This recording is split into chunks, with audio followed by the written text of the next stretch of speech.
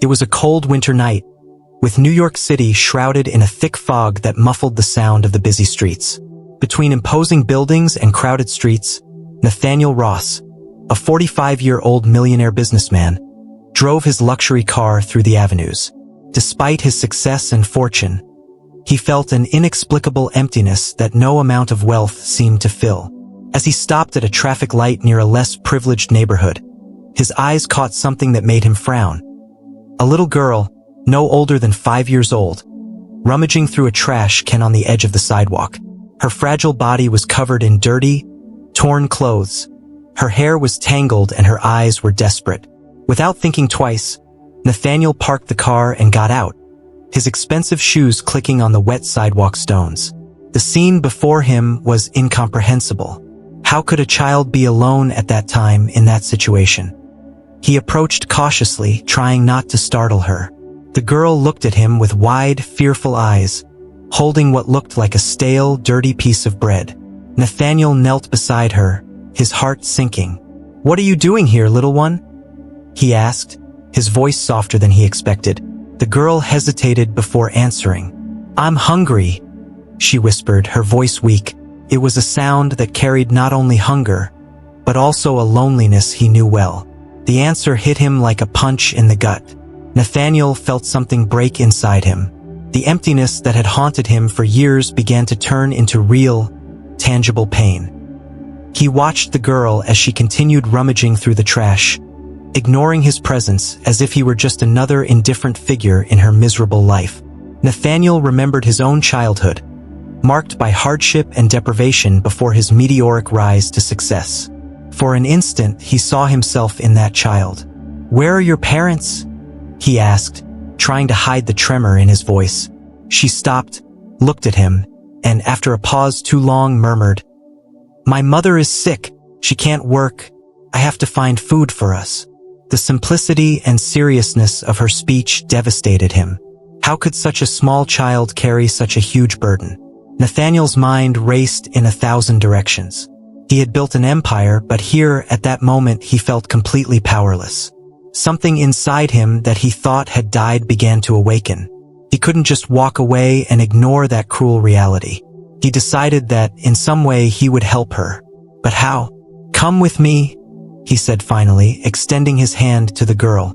She hesitated, looking at his hand as if it were something strange, before finally taking it. And in that moment, something changed in Nathaniel forever. He didn't know it yet, but he was about to embark on a journey that would transform not only that girl's life, but also his own. As they drove through the dark streets of the city, Nathaniel couldn't stop thinking about the life he had left behind. He had been born in a poor neighborhood, raised by a single mother who worked 2 jobs to support him. From an early age, he understood the value of hard work and the cruelty of poverty. At the age of 16, after losing his mother to an illness that they could not treat due to lack of money, he decided that he would never again be a victim of poverty. He worked tirelessly, starting with small businesses until, at age 30, he already had his first million. With each achievement, with each victory, he felt that he was moving further away from his roots. Money brought him comfort, but it also took him away from memories of who he really was. He began to surround himself with superficial people and live a life of excess, seeking to fill a void that had accompanied him since his mother's death. Now, with the girl by his side, he was reminded of something he had lost a long time ago: compassion. He knew that, in some way, helping that child was also a way of rescuing the part of himself that had been suffocated by success and greed. "What's your name?" he asked softly, breaking the silence.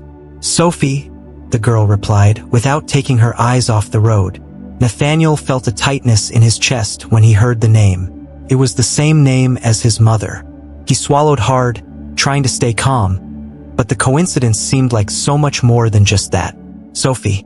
The name brought back a flood of memories he had tried to bury for years.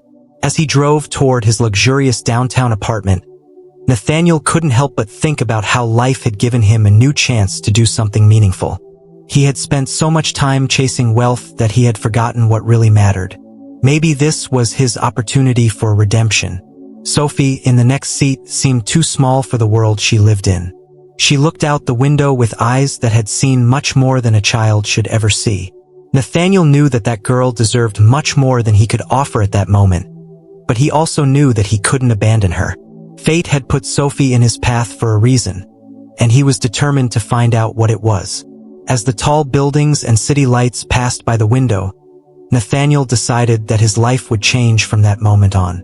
He didn't know how or exactly what he would do, but he was determined to give that girl a chance. After all, no one should grow up believing that trash was their only source of sustenance. Upon arriving at her luxurious apartment, Nathaniel guided Sophie to the living room, where everything was immaculate and sparkling, contrasting violently with the dirt that covered the girl. She looked around, amazed but also confused, as if she were in a world she didn't belong in. Nathaniel noticed her discomfort and crouched down in front of her. "You're safe here," he said gently. "I'll make you something to eat." Sophie nodded silently, still holding tightly to the piece of bread she had found in the trash, as if it were her only treasure. As Nathaniel prepared a simple meal, he couldn't help but wonder how that girl had gotten to such a point. The answer was evident, and he feared what it might reveal to him. When she returned to the living room with a bowl of hot soup, Sophie sat at the table, watching the steam rise. She picked up the spoon cautiously, as if expecting the dream to shatter at any moment. "You said your mother is sick," Nathaniel began, trying not to be invasive. "Is she home now?" Sophie nodded, but her eyes filled with tears. "She hasn't been able to get out of bed for days. She has a fever, and I don't know what to do. I try to find food, but she can't eat much." The words came out in muffled sobs as Sophie fought to contain her emotions. Nathaniel's pain increased with each detail. He knew what it was like to see a loved one wasting away without being able to do anything. His own mother had gone through something similar. However, he had been powerless at the time. Now, he had all the resources in the world, but would it be enough? He stood up quickly, sensing the urgency of the situation. "I'll help you, Sophie. Let's go see your mother, and I promise she'll be okay." Sophie looked at him with hope in her eyes for the first time. For Nathaniel, this was more than a promise to the girl. It was a promise to himself. He would not let another person he could save die because of negligence and lack of resources. The thought of losing yet another person for such unfair reasons haunted him. As they prepared to leave, Nathaniel took out his cell phone and made a few quick calls. He called his personal doctor and instructed him to meet them at Sophie's house. His mind was racing, planning his next steps, but one thing was clear. He wouldn't let Sophie face this alone. His life of wealth and excess suddenly seemed insignificant compared to the suffering of this girl and her mother. He knew he had the means to change that, and for the first time in years, he felt like he was on the verge of doing something that really mattered. As they left the apartment, Sophie looked at Nathaniel with a mixture of confidence and wariness. She still held the stale bread, as if it were a reminder of where she came from and her fight for survival. And in that moment, Nathaniel promised himself he would do everything he could to make sure she never had to dig through the trash again to find something to eat. Nathaniel drove through the city streets, this time with Sophie by his side, leading him to the neighborhood where he lived. The contrast between Nathaniel's world and Sophie's became more evident with every mile they passed. The gleaming buildings and expensive restaurants gave way to worn-out buildings, potholed streets, and an oppressive silence that filled the air. Nathaniel couldn't look away from the girl's face. She remained calm, but her eyes revealed the pain of someone who had seen too much, lived too much for her age. Finally, they arrived at a decaying building, with peeling walls and broken windows covered with old cloth. Sophie got out of the car and, with a serious expression, guided Nathaniel to the apartment. The smell of mold and damp was strong as they climbed the narrow, dimly lit stairs. When they reached the rickety wooden door, Sophie hesitated for a moment before opening it. The scene that awaited them inside the apartment broke Nathaniel's heart even more. Sophie's mother lay on a makeshift bed, her eyes closed and her skin pale as wax. It was evident that the woman was on the verge of death, her breathing weak and uneven. The surrounding environment was dark, with little furniture and practically no signs of food or medicine. Nathaniel couldn't believe that such a small girl had survived this long alone, taking care of her sick mother without any kind of help. Sophie ran to her mother, kneeling beside her and holding her cold hand. "Mom, I brought help," she said softly, as if afraid of waking the woman from a deep sleep. His mother opened her eyes with difficulty, and Nathaniel saw the reflection of a tired and desperate look, like that of someone who had already lost all hope. Wasting no time, Nathaniel made a quick call to the doctor, informing him of the seriousness of the situation. The doctor would be here soon, but every second that passed seemed like an eternity. He sat next to Sophie, trying to comfort her as best he could. "She'll be fine, Sophie," he said, even though he knew the situation was critical. The weight of that promise pressed down on him, but he couldn't let her sink into despair. The minutes seemed to drag by as they waited for the doctor. Sophie wouldn't let go of her mother's hand, and Nathaniel found himself fighting his own memories, trying to push away the memories of his own mother, bedridden and with no chance of survival. That night, in a modest, cold apartment, the millionaire finally felt what it was like to be truly powerless again. When the doctor finally arrived, Nathaniel eagerly opened the door. He knew that this was the last hope for Sophie's mother, but he also felt that, in some way, he was trying to save something inside himself. Nathaniel's personal doctor entered the small apartment with a briefcase in his hand and a serious expression on his face. He looked around, clearly surprised by the deplorable state of the place. Nathaniel wasted no time explaining. "She's over there," he said, pointing to Sophie's mother, who remained motionless on the bed. Sophie, in turn, was sitting next to her mother, holding her hand with all the strength her little fingers could muster, as if that connection could stop her mother from leaving. The doctor immediately began examining her, checking her vital signs, taking her temperature, and observing her physical condition. He worked in silence, but Nathaniel knew the situation was desperate. Sophie's mother was on the verge of a complete breakdown, and her body seemed to have already given up fighting. As the doctor administered an injection to stabilize the fever, Nathaniel took him aside and asked quietly, "Is there anything we can do?" The doctor sighed, clearly worried. "She is severely malnourished and dehydrated. Her fever is a symptom of an untreated infection. We need to get her to a hospital immediately if we are to have any chance of saving her life." The doctor's words were like a blow to Nathaniel. He knew the situation was serious, but hearing it in medical terms turned the fear into something concrete and alarming. Sophie, watching from afar, seemed to understand what was being said, her eyes already filled with tears. "I'll arrange an ambulance," Nathaniel replied without hesitation. He couldn't imagine Sophie's pain if she lost her mother, and the thought of leaving that child helpless consumed him. The millionaire felt the urgency increase as he picked up the phone and called to secure emergency medical transport. He knew that every minute counted, and even though he had unlimited resources, that didn't speed up time or change the fragility of life.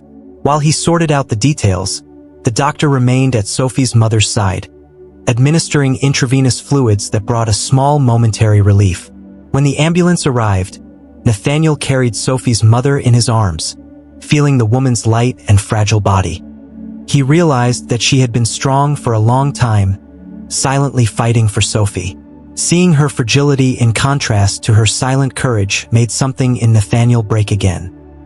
He placed the woman on the stretcher, and Sophie ran to the side of the ambulance, determined not to leave her. As the ambulance left, with Nathaniel and Sophie together, the millionaire realized there was no going back. He was deeply involved in that girl and her mother's life, and it was no longer just a matter of charity.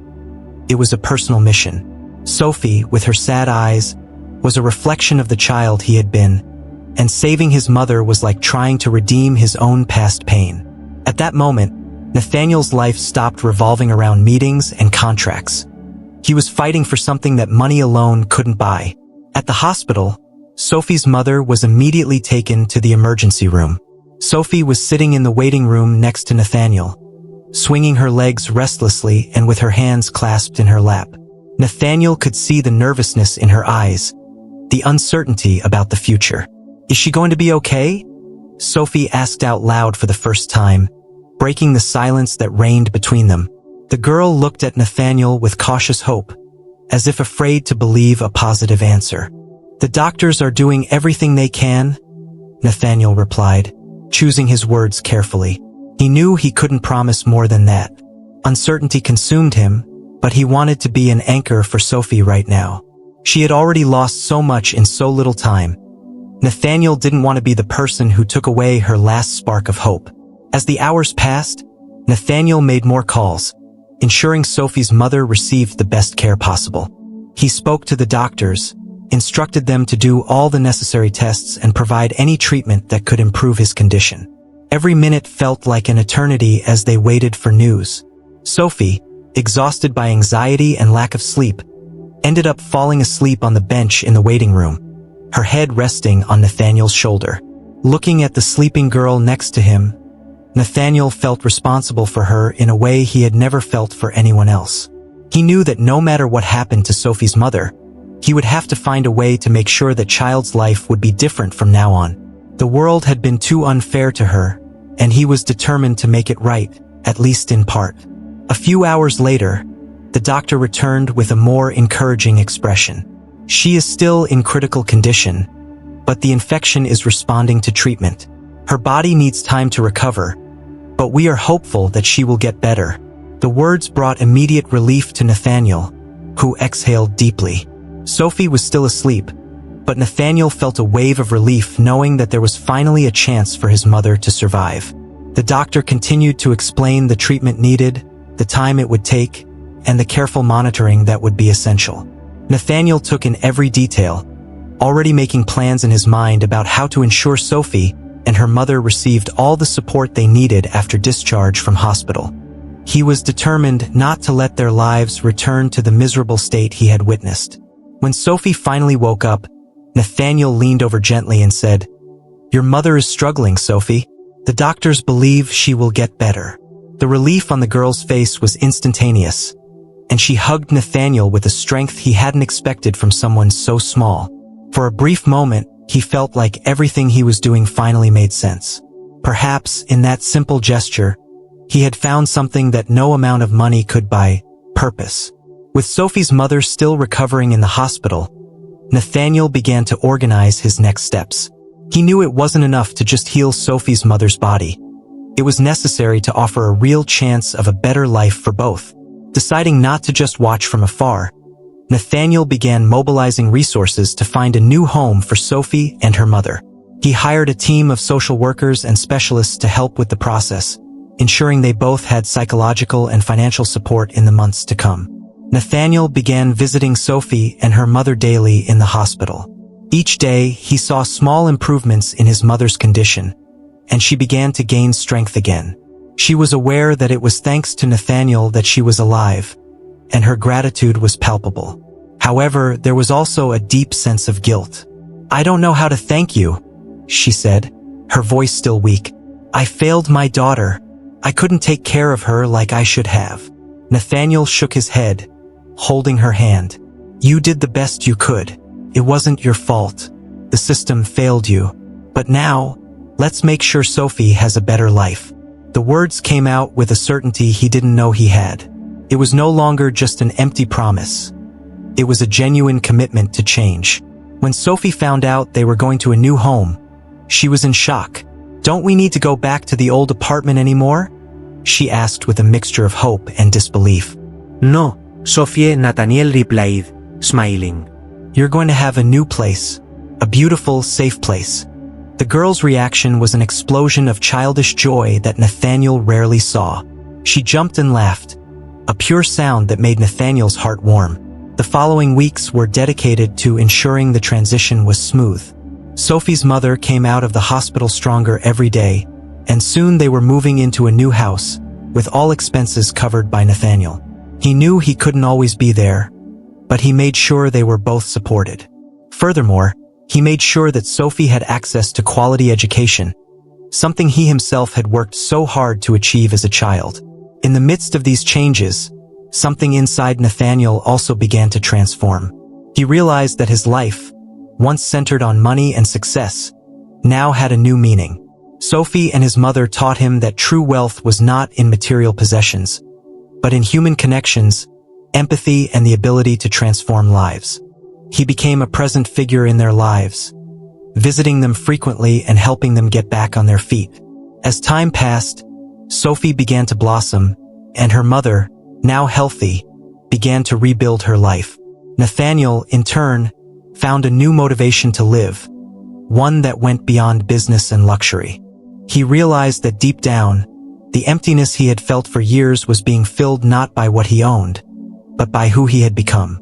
A few months have passed since Nathaniel rescued Sophie and her mother from that cycle of misery. The new house where they lived was simple but comfortable, completely different from the gloomy apartment where the girl was found.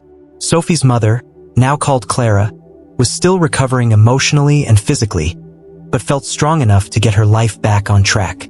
She was determined to support herself, and Nathaniel, ever present, offered her a job at one of his charitable foundations. Clara accepted, with tears in her eyes, knowing that this was a new chance to prove herself. Sophie, on the other hand, flourished. Enrolled in a private school with all expenses paid, the girl seemed more alive with each passing day. The old expression of fear and distrust that she had in her eyes had been replaced by a joy that Nathaniel had never seen before. Every time he visited her, she would run into his arms, proudly showing off her schoolwork and the new friends she had made. For Nathaniel, seeing that transformation was like watching a flower bloom. He had never known that a simple gesture of compassion could bring so much meaning to his life. But, despite all the happiness it brought, that new phase was also a period of adjustments. Clara, who had spent years fighting alone, needed to deal with the fact that she now had a support network. She felt indebted to Nathaniel, even though he constantly repeated that he wanted nothing in return. "You have given us more than we can repay, Nathaniel," she said in one of their conversations at the hospital. "You gave us a new life." Nathaniel, touched by the sincerity of her words, simply shook his head. "I don't want you to feel indebted to me. I'm just giving back a little of what life gave me." Meanwhile, Nathaniel was also undergoing a transformation. His involvement with Sophie and Clara changed the way he saw the world and, especially, the way he saw his own wealth. Before, he believed that money was the only measure of success, but now he understood that there was something much bigger than any number in his bank account. He began to invest in more social causes, creating programs to help families in situations similar to Clara's. The foundation he ran began to have a much greater focus on education and health for low-income children. Every step of the way, Sophie was a constant presence in his life. He had become, for all intents and purposes, a father figure to her. And although he had never planned or imagined it, Nathaniel accepted this new role with a satisfaction he never thought possible. The two developed a deep bond, and Sophie, who had previously been lost and alone, now knew she could always count on Nathaniel. To him, her every smile was a reassurance that the choice he made that night, the choice to stop the car and help, was the most important decision of his life. One day, while Nathaniel was visiting Sophie and Clara's new house, the girl called him to see something. She took him to her room, where she had drawn a colorful mural with crayons. It depicted her mother and Nathaniel, holding hands under a bright sky. "It's our family," Sophie said with a wide smile. Nathaniel was speechless, feeling a wave of emotion invade his chest. He had never known what it meant to be a father, but there, in that simple image, he found a meaning that words could not express. For Clara, seeing her daughter happy was the greatest gift she could receive. Although she still felt indebted to Nathaniel, she knew that the best way to repay him was to live her life to the fullest, taking advantage of every new opportunity he gave them. "You saved us," she said to Nathaniel once, as he watched Sophie play in the garden. "But more than that, you gave us a chance to be happy again." Nathaniel, watching the girl, just smiled, feeling that he had finally found the peace he had been looking for so long. The impact of the experience with Sophie and Clara resonated deeply with Nathaniel. He realized that his life, once lonely and centered on accumulating wealth, now had a much greater purpose. Inspired by the transformation in the lives of those two people, Nathaniel decided to expand his philanthropic activities. He began to finance social projects with greater commitment, creating initiatives that offered education, medical care, and psychological support to children and families in situations of extreme poverty. The Ross Foundation, which previously focused only on sporadic donations and charitable events, has transformed into an organization active in combating social inequality. Nathaniel invested time, energy, and, most importantly, his influence to ensure that society's most vulnerable people had the chance to rewrite their stories, just as he helped Sophie and Clara rewrite theirs. However, this new purpose also led him to question his personal life. Over the years, he had accumulated wealth and power, but at the cost of his personal and emotional life. He had never started a family, never committed himself to anyone other than his business. Now, with Sophie and Clara so present in his life, he found himself thinking about things that had never crossed his mind before. Could he really be part of a family? Could it be that, after all those years of emptiness, he would find a new way to fill his life? Nathaniel began spending more time with Sophie and Clara, not just as a benefactor, but as someone who cared deeply about them. Little by little, he realized that their relationship had grown into something much more meaningful. They weren't just people he had helped. They were part of his life. Nathaniel got involved in the little things: Sophie's school events, his conversations with Clara about the future, and the simple, quiet moments they spent together. For Sophie, Nathaniel became the father figure she never had. Her affection for him was evident, and Clara, in turn, felt a gratitude and affection that went beyond the initial debt. She knew Nathaniel had changed their lives, but she also saw how much he had changed in the process. He was no longer the cold and distant man who only focused on his business. He had become a man with a heart, a man who genuinely cared about those around him. One night, during a quiet dinner at Clara's house, Nathaniel looked around and felt a peace he had never experienced before. Sophie's laughter filled the room, and Clara smiled at him, something deep and sincere in her eyes. For the first time in years, he wasn't thinking about contracts, profits, or meetings. He was just present in that moment, living a life he never thought could be his. He knew that, one way or another, he had found his true calling. It wasn't money that defined him, nor business success. What really mattered was how he used his resources to make a difference in other people's lives. And in that moment, as he watched Sophie and Clara, Nathaniel knew he was exactly where he was supposed to be. Months have passed since Sophie's mother was healed, and her life restructured with Nathaniel's help. All this time, he remained present, not as a millionaire savior, but as someone who had finally found greater meaning in his life. The relationship between the three grew stronger every day, and Nathaniel began to refer to Sophie and Clara as his family, something he had never imagined he would find. One day, while they were walking through the park, Sophie stopped abruptly and pulled Nathaniel by the hand, with that innocent energy that only children have. "Are you my father now?"